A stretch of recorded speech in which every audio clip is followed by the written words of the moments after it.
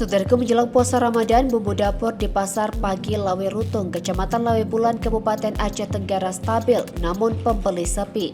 Salah seorang pedagang cabai di Pasar Pagi Lawe Rutung, Suryati, mengatakan harga bumbu dapur stabil seperti cabai merah Rp28.000 per kilogram, cabai hijau Rp20.000 per kilogram, cabai rawit Rp27.000 per kilogram, tomat medan Rp10.000 per kilogram, dan bawang bombay Rp10.000 per kilogram.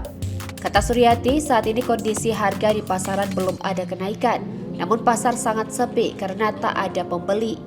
Menurut dia, animo masyarakat untuk berbelanja rendah karena masyarakat umum saat ini untuk keuangan tidak merata berputar, sehingga daya beli barang bumbu dapur dan lainnya masih rendah, kendati sudah menjelang puasa Ramadan 1444 Hijriah. Dari Aceh Tenggara, Asnawi Lui, Tribun Gayo.